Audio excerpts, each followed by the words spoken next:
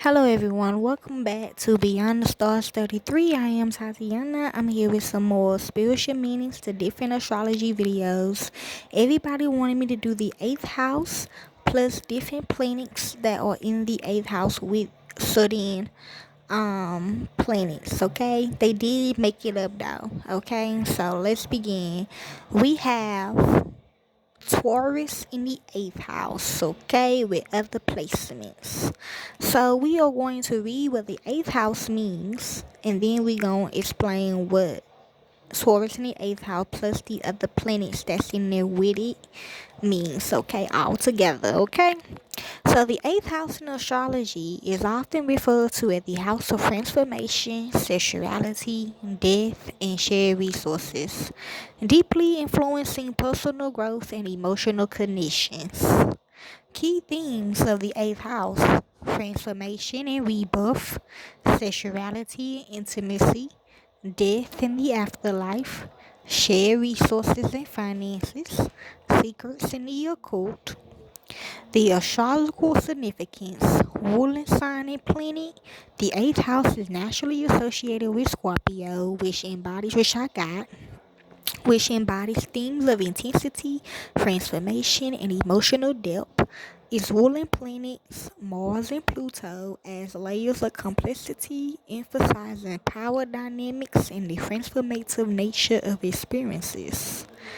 Psychological insights: individuals with significant placements in the 8th house may possess strong psychological insights, often understanding human nature and motivation deeply. This house encourages exploration of the subconscious and the hidden aspects of life. Conclusion: the 8th house in astrology serves as a powerful domain that invites individuals to explore the depths of their emotional and spiritual lives. True.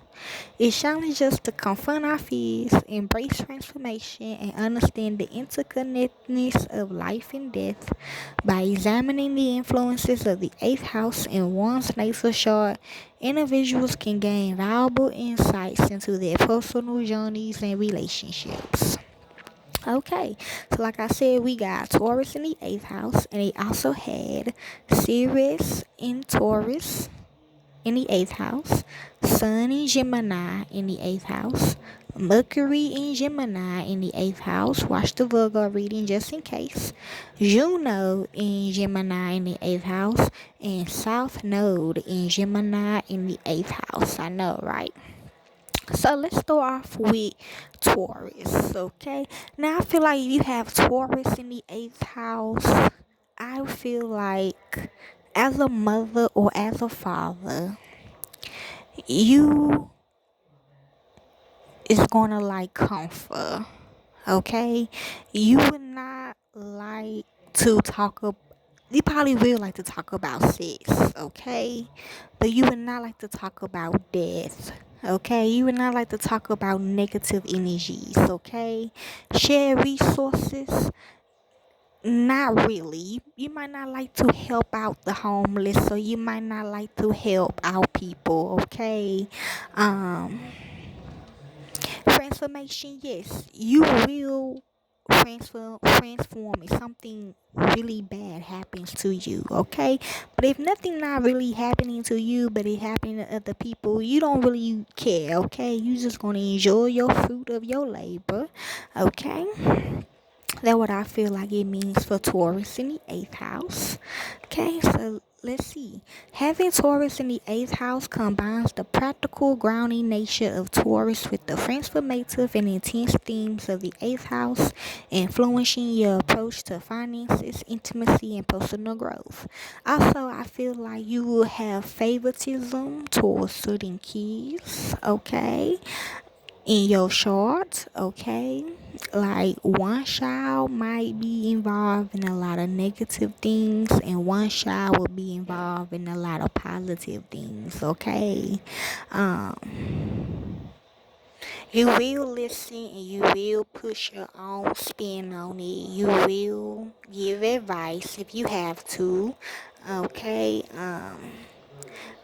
The sun in Gemini will save one of the childs. I'm hearing, okay? Um,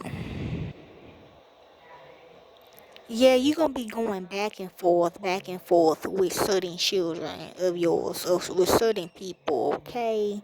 I feel like, okay, because you like your comfort. You don't really, you don't like, when you get negative energy, you feel like it fucks up your comfort level, okay? And you ain't gonna know what to do, okay? That's what I feel like it means. Sirius in Taurus means deep connection between nurturing and transformation.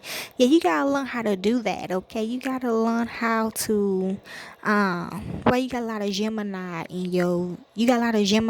in this placement in the eighth house, because you gotta learn how to balance this out with your child or with yourself. I feel like your child. I don't feel like it's you.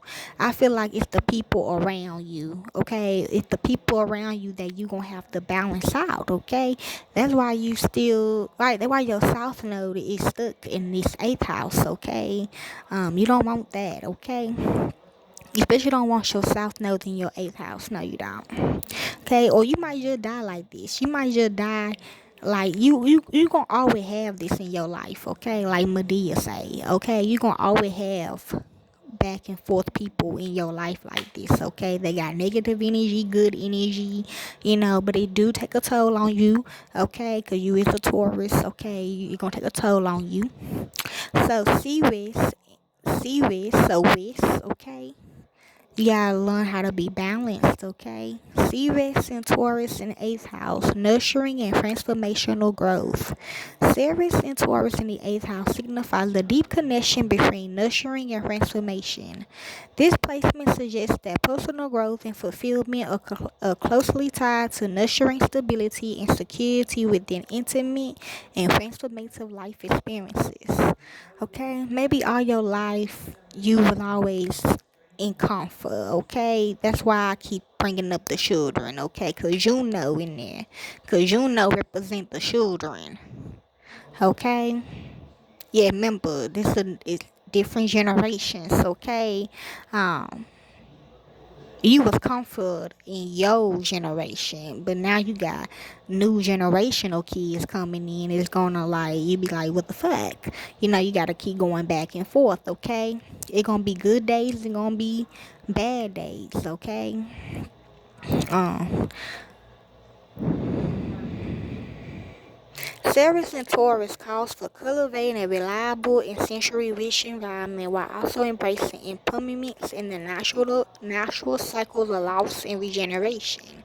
See, embracing the principle of change as a form of nurturing can lead to a deep sense of inner fulfillment. Creative supportive rituals around transitions and understanding the psychological underpinning of the need for security are key to fully engaging with the lessons of this placement. Okay, Sun in Gemini creates a dynamic personality that is both curious and deeply introspective, often drawn to the mysteries of life and transformation. Okay, that's the Sun. Okay, I still feel like when it comes to the children, you're gonna have two different children. Okay, um, so individuals with their Sun in Gemini in the 8th house are known for their quick wit, adaptability, and strong communication skills, okay? And stuff you might be saying is not going to really get through one of the children, okay? It might be the bad child, okay? So Mercury in Gemini. Having Mercury in Gemini in the 8th house indicates a curious mind that drives on deep conversation and the exploration of life's mysteries, often uncovering hidden truths and engaging in intense discussions. Okay, for you or whoever your child is, they gonna be wanting to get into your mind. They gonna be wanting to get into things, okay? Um they want to have a deep they would like to have a deep conversation with you as well, okay? It's also what it means. So they might not come at you directly, they might come at you passive aggressive, or they might come at you secretive, okay? Like Oh, my homeboy. This happened to my homeboy at school. Like, but it really didn't happen to his homeboy or her homeboy. It happened to them, but they just wanted your advice on it. That's how your kids gonna talk to you, okay? So be aware of that. Then we have Juno and Gemini. Juno and Gemini in the eighth house suggest relationships that are intentionally stimulating and communicative, yet also require depth and intensity. Also, what you need to be careful of. If they don't come to you, they gonna come to somebody else that more experiences. With this placement, I feel like these are the type of people that they kids will join gangs to be understood, or they will join bad people or people they feel like it's just like them to be understood. So you gotta be careful of that. I know some people don't like when another person teach their children, even if they are experienced. So you gotta be mindful of that.